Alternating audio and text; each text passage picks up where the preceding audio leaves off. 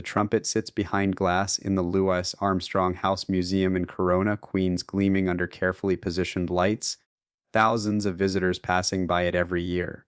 Most people photograph it, marvel at its history, imagine the music that once poured from its bell. But very few notice the small handwritten note displayed beside it, yellowed paper protected in its own climate-controlled case, words written in Armstrong's distinctive script. Even fewer stop to read what it says, and almost nobody knows the story of how that note came to be there, hidden inside the trumpet for decades, discovered 3 days after Armstrong's death, kept secret by his family for 30 years because they believed the world was not ready to understand what Louis had written in his final private moment with the instrument that had defined his life. This is the story of the message Louis Armstrong left inside his trumpet, what it revealed about music and truth, and the cost of a lifetime spent performing, and why it took 3 decades for anyone outside his family to see it. July 6, 1971, Louis Armstrong died in his sleep at his home in Corona, Queens, 3 weeks after suffering a heart attack. He was 70 years old. His wife Lucille woke that morning to find him gone, his face peaceful, his struggle finally over. The news spread quickly. Within hours, reporters gathered outside the house.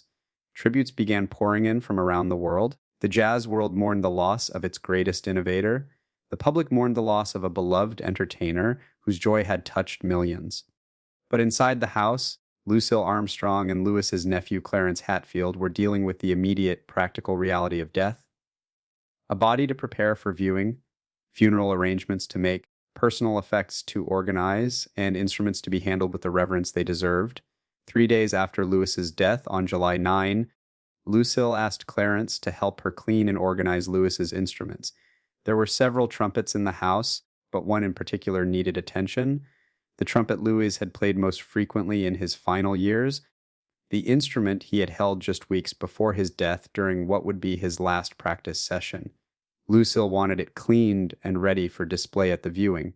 She wanted people to see it as Louis had left it, the tool of his artistry preserved as testimony to his dedication to music until the very end. Clarence handled the trumpet carefully, understanding that this was not just a musical instrument, but a sacred object, a physical connection to his uncle's genius and spirit. Clarence began the cleaning process methodically. He removed the mouthpiece, checked the valves, started working on the interior of the bell with a cleaning cloth. That is when he felt something inside the trumpet that should not have been there.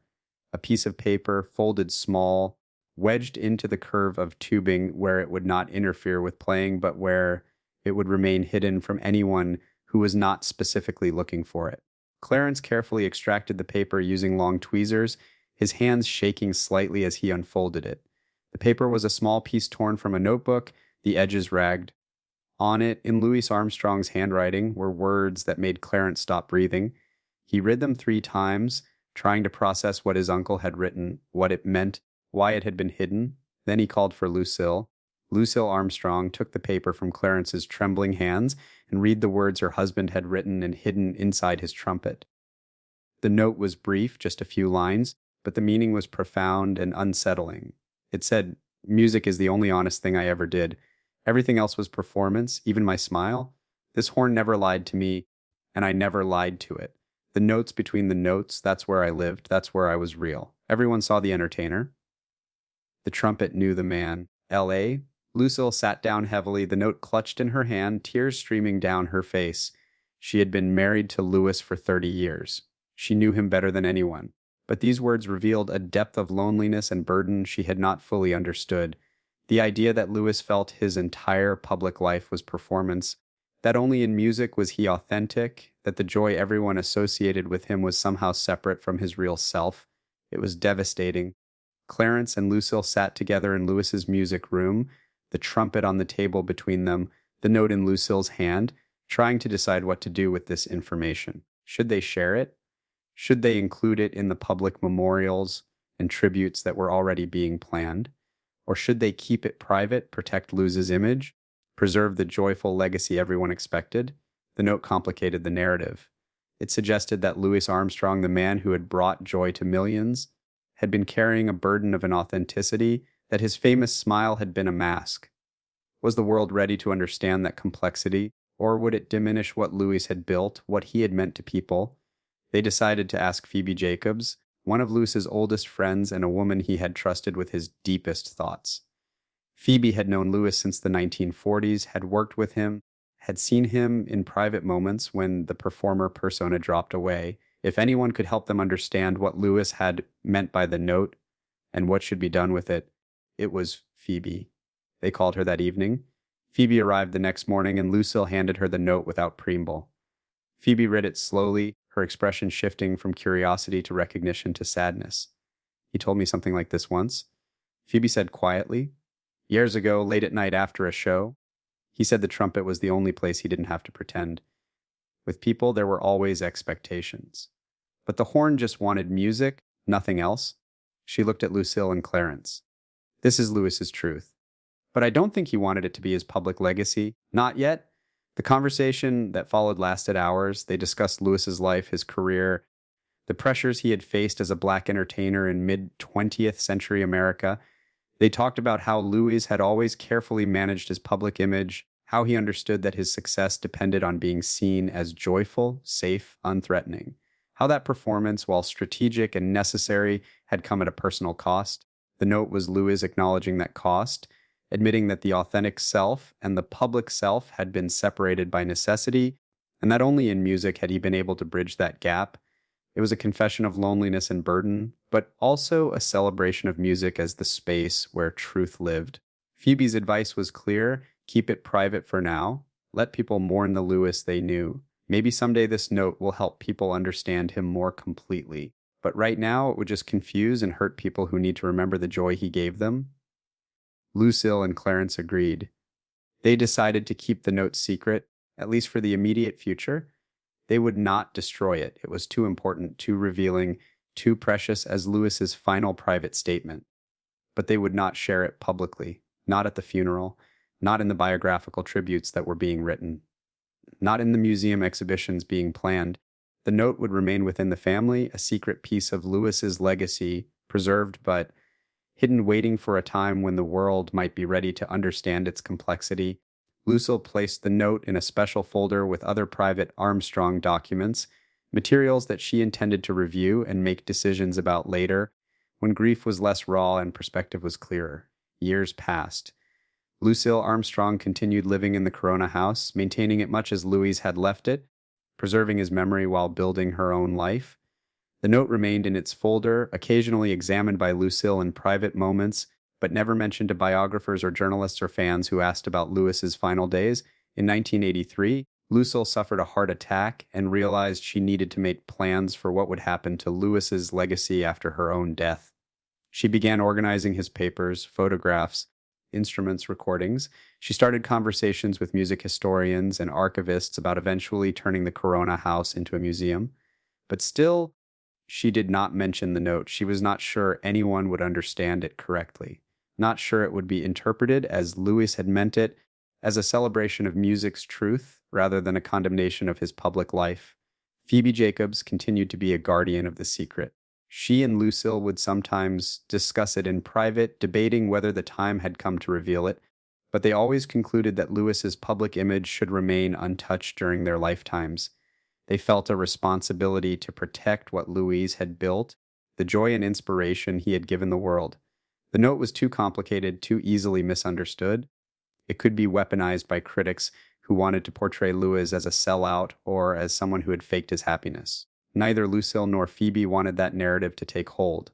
So the secret continued, known only to a handful of people who loved Louis and understood the nuance of what he had written. Lucille Armstrong died in 1987. Before her death, she made arrangements for the Corona house to be preserved and eventually opened as a museum. She left detailed instructions about Louis's belongings, what should be displayed, what should be archived, what should be treated as sacred. In her private papers, she included the trumpet note with a sealed letter addressed to whoever would eventually run the Louis Armstrong House Museum. The letter explained when and how the note had been found, why it had been kept private, and her belief that someday, when enough time has passed and people can see Louis as a complete human being rather than just an icon, this note should be shared. It shows the cost of his greatness and the truth of his music.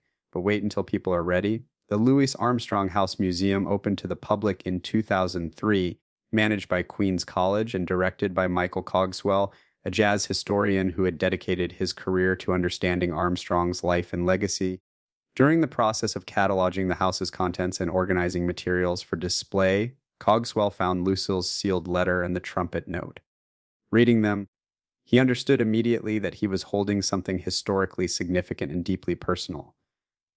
The note changed how he understood Armstrong, added a layer of complexity to the joyful entertainer image, but it also raised difficult questions about whether to make it public. Lucille had said, "When people are ready." Was 2003 the right time, or should he wait longer? Cogswell consulted with Armstrong's scholars, with Phoebe Jacobs, who was still alive and still protective of Lewis's memory, with cultural historians who understood the racial and social context of Armstrong's career. The consensus that emerged was that the note should be displayed, but with extensive contextual explanation. It should not be presented as a secret confession or a hidden truth that changes everything. Instead, it should be framed as one piece of a complex life, evidence that Armstrong, like all great artists, contained multitudes, that his public joy and private introspection could coexist, that the performance and the authenticity were not opposites but different expressions of the same brilliant, complicated man. The note did not diminish Armstrong's legacy. It deepened it, made him more human, more relatable, more real. In 2004, the note was first displayed publicly at the Louis Armstrong House Museum in a special exhibition titled "The Notes Between the Notates Armstrong's Private Voice." The exhibition included the trumpet, the note, Lucille's explanation letter, and extensive historical context about the pressures faced by Black entertainers in Armstrong's era, the strategic nature of his public persona, and the role of music as a space of authentic expression. The response was not what cynics might have expected. People were not disillusioned or disappointed. Instead, they were moved. The note humanized Armstrong, made his achievements seem even more remarkable because they had been accomplished despite the burden of constant performance.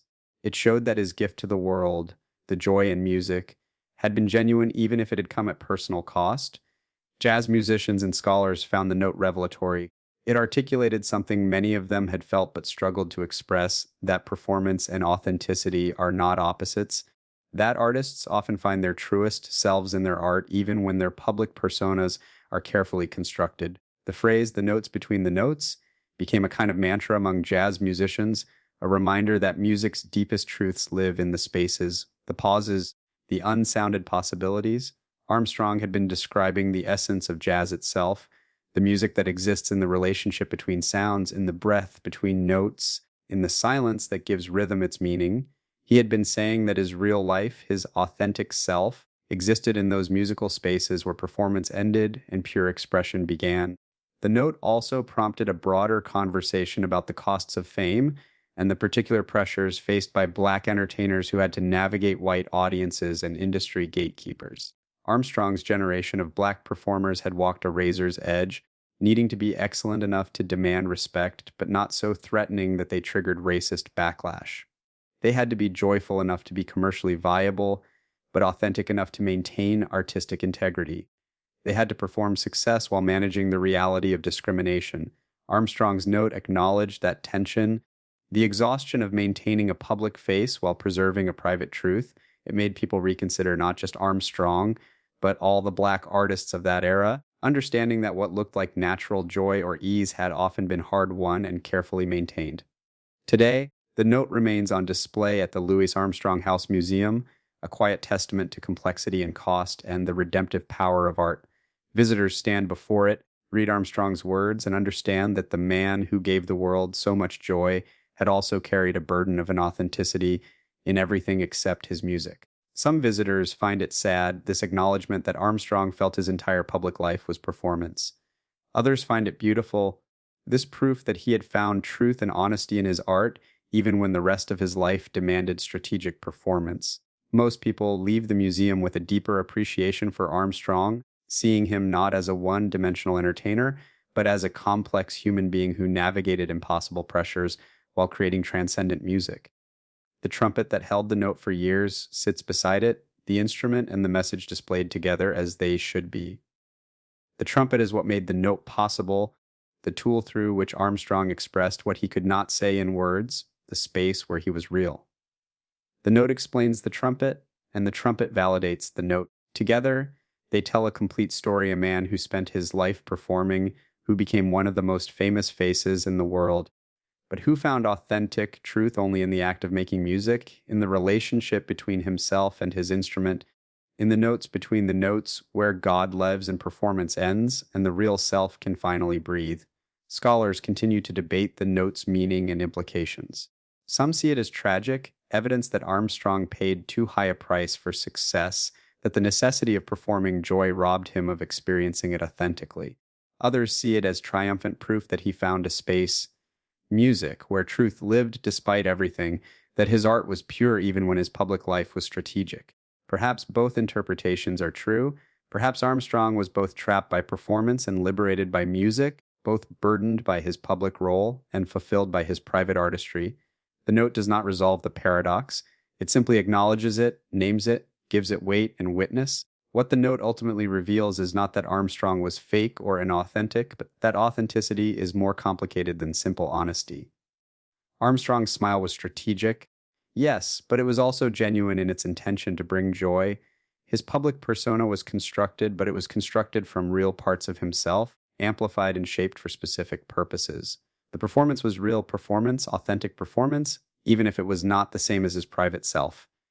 And in music, all those layers fell away. In music, there was no gap between private and public, no need for strategy or calculation. The trumpet demanded only music, and Armstrong gave it only truth. That is what the note says. That is what it means.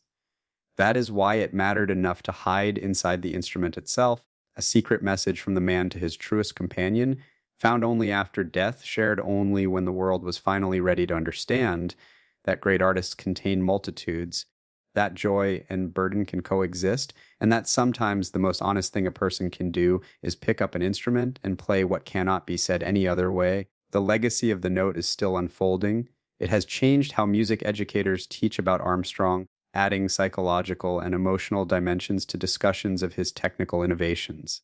It has influenced how cultural historians understand the cost of fame for marginalized artists. It has given musicians permission to acknowledge that performance and authenticity are not enemies but different modes of being, both necessary, both real, both part of the complete artistic life, and it has given ordinary people a glimpse into the soul of a man they thought they knew, showing them that the joy he gave the world was hard won, that his gift had come at a cost, and that knowing that cost makes the gift even more precious. Louis Armstrong's trumpet sits in a museum in Queens, silent now, unable to play the notes between the notes where he once lived most fully.